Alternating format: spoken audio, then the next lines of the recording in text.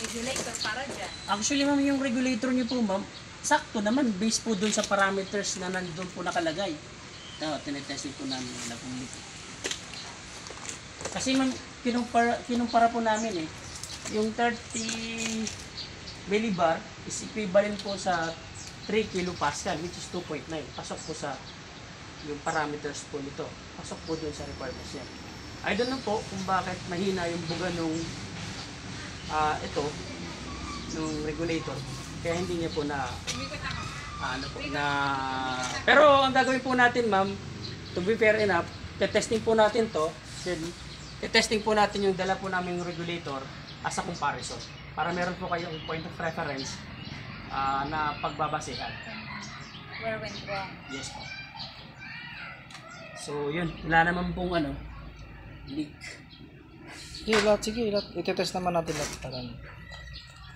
Tapos saka natin tanongin si ma'am kung ano talaga yung prepare nila. Ayan. Diba ma'am? Mamaya ma'am.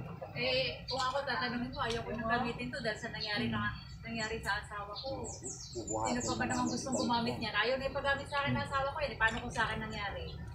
So, sa amin lang kasi ma'am, try lang muna namin kayo. Kasi hindi Pero kung ako, sasauli ko na yun. Gusto ko palitan na lang nila electric. Sige mamaya pag sa report na lang ma'am, maggagawa na kami ng report. Just in case. Wala naman. Sa connection, wala naman. Try tayo ng test na may apoy. Kahit lighter.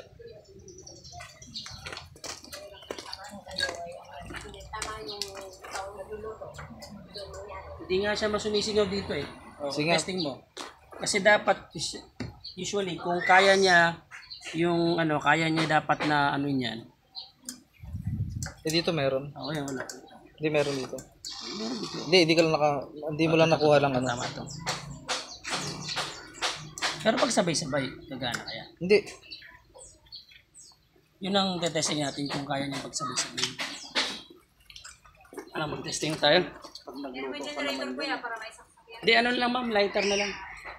I-off ko muna. Hindi, ano Kasi lang. pag nagbubukas, bakit ganun sir? Pag isa lang bubuksan mo dyan, lahat yan. Tutunog. Apo. Tutunog po lahat po talaga. Nakakatakot. Dapat isa lang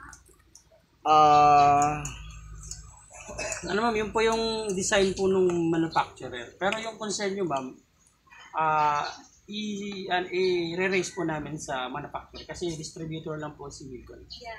So, yung... Hindi naman namin. Nabawi lang naman. Gusto ko lang. Sauling na lang. Sige mamaya ano lang natin sa amin. Ma'am, after po namin mag-gather ma'am yung information na kailangan po ng management, yung concern nyo ma'am, i-re-raise na lang po namin. May pakausap po din sa agency. Sige po. Makakatay.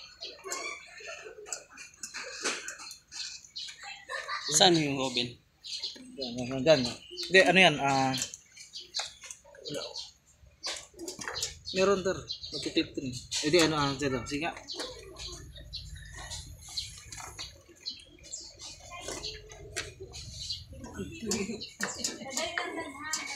Yung oven na may problema mo dyan. Hindi niya kaya i-drive yung oven.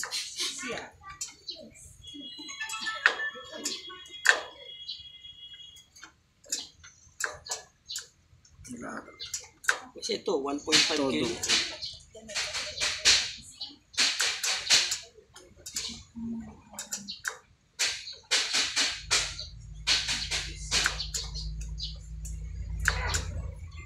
Ikat mo muna kasi mahirap na i-send yan.